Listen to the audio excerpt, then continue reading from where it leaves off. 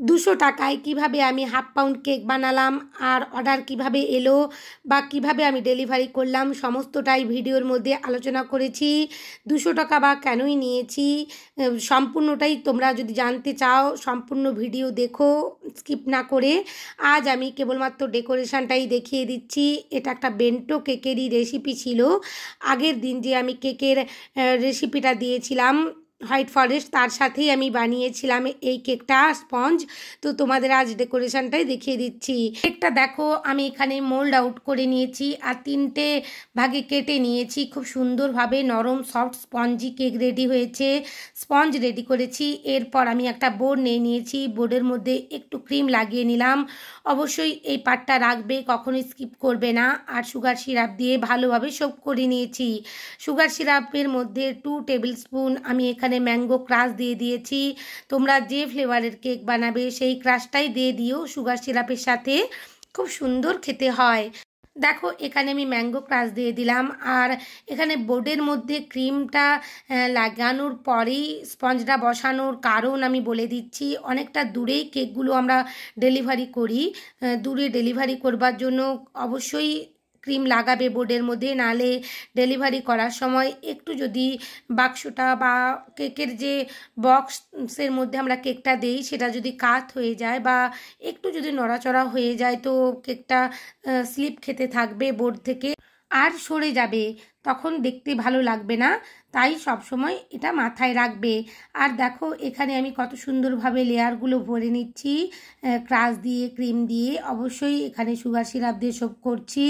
এই ধরনের টল কেকগুলো বানাতে গিয়ে যারা অসুবিধায় পড়ো, আশা করছি আমার এই টিপস অ্যান্ড ট্রিক্সগুলো তোমাদের কাজে লাগছে। যদি ভালো লাগে আমার চ্যানেলটা, আমার কথাগুলো যদি তোমাদের উপকারে আসে, প্লিজ আমার চ্যানেলে নতুন বন্ধু হয়ে থাকলে চ্যানেলটা সাবস্ক্রাইব করবার অনুরোধ জানাচ্ছি। আর পাশে থাকা বেল আইকনটি ক্লিক করতে ভুলো না, যাতে সমস্ত ভিডিওর নোটিফিকেশান তোমাদের কাছে পৌঁছে যায়। লাইক শেয়ার কমেন্ট অবশ্যই করো। তোমাদের লাইক শেয়ার কমেন্ট আমাকে নতুন নতুন কাজ করতে সাহায্য করে। দেখো এখানে কিন্তু আমি কেকটা খুব সুন্দরভাবে ক্রাম কোটিং করে নিচ্ছি। এখানে একটু বেশি ক্রিম দিয়েছি। ছোট কেকগুলো ম্যানেজ করতে গেলে একটু বেশি ক্রিমই দিতে হবে। কম ক্রিম দিয়ে কখনোই আমরা এখানে কিন্তু কাজটা করতে পারবো না। তার উপরে এই কেকটা অনেকটা টল ছিল। আমি 4 ইঞ্চির মোল্ডে বানিয়েছিলাম। আর কে অর্ডার করেছিলেন, যিনি অর্ডার করেছিলেন উনি কলেজে পড়েন, এক বোন। তো উনি আমাকে এর আগেও টিচার্স ডের দিন আমাকে একটা কেকের অর্ডার করেছিলেন আর ওনাদের খুবই পছন্দ হয়েছিল কেকটা টেস্ট। উনি আমাকে অনেক ভালো রিভিউ দিয়েছেন। তারপরে উনি ওনার বোনের জন্মদিনের জন্য এই কেকটা আমাকে অর্ডার করেছিলেন। বলছিলেন দিদিভাই আমাকে একদম ছোট্ট দেখে একটা কেক বানিয়ে দিও। যাদের বাড়িতে কম মানুষজন আছেন তো তারা এই ধরনের ছোট্ট কেকগুলো বানিয়ে অবশ্যই প্রেজেন্ট করতে পারবে বা বানাতে পারবে। আর ওই বোন আমাকে বলছিল যে আমাকে 200 টাকার মধ্যে একটা কেক দিও দিদি। কিন্তু আমি বলছিলাম যে বোন আমি তো 275 টাকার নিচে কেক সেল করি না। কিন্তু ও বলছিল যে আমার খুবই ভালো লেগেছে তোমার ম্যাঙ্গো কেকটা। কেন জানি না, তোমাদের সাথে একটা কথা শেয়ার করি। ম্যাঙ্গো কেক আমার কাছে যে কাস্টমারই নেন না কেন আবার রিপিটেড হতে থাকেন, কারণ ম্যাঙ্গো কেকের মধ্যে একটা আলাদা টেস্ট আছে বা ফ্লেভার আছে যেটা সকলেরই খুবই পছন্দ হয়ে যায়। আমি দেখেছি বিশেষ করে এইভাবে স্পঞ্জ বানিয়ে যদি ম্যাঙ্গো ক্রাশ আর এভাবে ক্রিম দিয়ে তোমরা বানাও, অসাধারণ খেতে হয়। দেখো তারপরেই কিন্তু আমাকে ও ও আবার অর্ডার করলো আর নিয়ে গেল। অনেকটা দূরে ওর বাড়ি ছিল। আর ওর প্রথম কেকটা যে নিয়েছিল, আমি যেখানে থাকি ওখানেই ও কলেজে পড়ে, ওখানেই ও নিয়েছিল ওর স্টুডেন্টদের সাথে ম্যাডামদের সাথে ভাগ করে খাবে বলে। কিন্তু এখানে ও অনেকটা দূরে থাকে, ওর বাড়ি থেকেই ও ডেলিভারিটা নিতে এসেছিলো আমার কাছে আর আমার বাড়ি থেকেও নিয়ে যাচ্ছিল।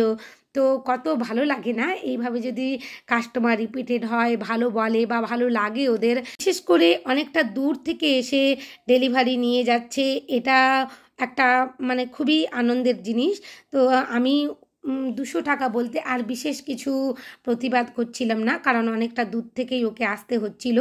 আমি দিয়ে দিয়েছিলাম, কারণ এইভাবে অনেক ক্ষেত্রে করা যায় না বা করতেও নেই, কিছু কিছু ক্ষেত্রে স্যাক্রিফাইসও করতে হয়, সেটাই আমি করেছি বিজনেসের ক্ষেত্রে। এগুলো একটু করে নিও তোমরাও। আর সব ক্ষেত্রে বিজনেস দেখতে গেলেও হয় না। আর দেখো এখানে আমি কেকটা একেবারে ফিনিশিং করে নিয়েছি। আর ছোট কেকগুলো অবশ্যই কিন্তু ক্রাম কোটিং করে ফ্রিজের মধ্যে 20 থেকে 25 মিনিট রাখবে, তারপরেই ফিনিশিং করবে। আর এখানে যে নিউট্রাল জেলটা ব্যবহার করছি এটাকে পাইপিং জেলও বলে। তোমরা যারা নিউট্রাল জেল নিয়ে কাজ করতে গিয়ে ভয় পাচ্ছ, আশা করছি এটা দেখে পারবে এই ভিডিওটা দেখলে।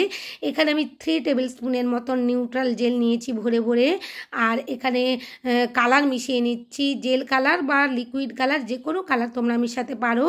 আর 1 টেবিল স্পুন ভরে আমি জল নিয়েছি, ভালোভাবে মিশিয়ে নিয়েছি। ভালোভাবে মিশিয়ে নেবে।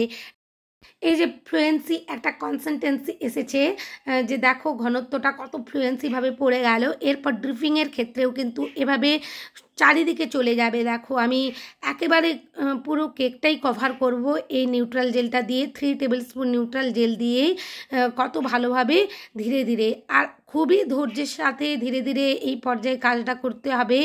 ভিডিওয় তোমরা ভাবছো যে আমি খুবই দ্রুত করছি, কিন্তু না, যারা নতুন কেক বানাচ্ছো তাদের জন্য কিন্তু আমি এই টিপসটা দিচ্ছি যে এখানে যে প্যালেট নাইফটা আমি ধরেছি একেবারে আলতো হাতে ধরেছি, কোনো রকমের চাপ এখানে দেওয়া যাবে না, চাপ দিলেই ক্রিমটা উঠে আসবে। আরেকটা টিপস শেয়ার করি তোমাদের সাথে, আমি অবশ্যই ফ্রিজের মধ্যে 10 মিনিটের জন্য কেকটা সেট করে নিয়েছিলাম ফিনিশিং করার পর, ক্রিম দিয়ে ফিনিশিং করার পর। তারপরেই কিন্তু আমি এখানে জেলটা দিয়ে পোরিং করছি। নাহলে সাথে সাথেই যদি তুমি ক্রিম দিয়ে ফিনিশিং করার পরেই জেলটা দিতে থাকো, ক্রিমটা আস্তে আস্তে উঠে আসবে প্যালেট নাইফের মধ্যে, যতই তুমি আলতো করে ধরো কিছুতেই ম্যানেজ করতে পারবে না। তাই অবশ্যই আগে ফিনিশিং করার পর কেকটা ফ্রিজের মধ্যে সেট করবে, তারপরেই এভাবে নিউট্রাল জেল দিয়ে কভার করবে বা ড্রিপিং করবে। দেখো কত কিছু টিপস আমি তোমাদেরকে শেয়ার করছি, কোনো রকমের টিউশন নেওয়ার প্রয়োজন নেই, কেক শেখার প্রয়োজন নেই।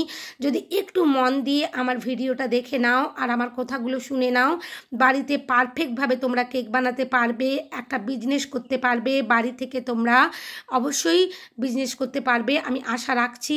আর আমাদের প্রত্যেকেরই তো মনের ভিতর থাকে একটা কিছু আর্ন করি, নিজের সামান্য হাত খরচটুকু চালানোর জন্য আর্ন তোমরা করতে পারবে।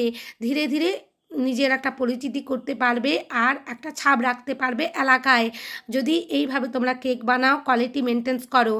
এখানে দেখো রেড কালারের যে চকলেট টপারটা, এটা আমি হোয়াইট কালারের চকলেটের সাথে মিশিয়ে রেড কালার এনেছি। ডেকোরেশনটা এভাবেই করেছিলাম। বোনকে ছবি পাঠানোর পর বোন বলছিল যে দিদি দুটো বাটারফ্লাই বসিয়ে দাও, তো সেই অনুযায়ী বসিয়ে আমি ডেলিভারি করেছি। অবশ্যই ডেলিভারির আগেই বাটারফ্লাইটা আমি বসিয়েছি। এই ডিজাইনটা তোমাদের যদি ভালো লাগে বাড়িতে অবশ্যই তোমরা বানিও আর সবাইকে খুব খুশি করে দিও। সবাই খুব ভালো থেকো। অনেক ধন্যবাদ ভিডিও দেখার জন্য।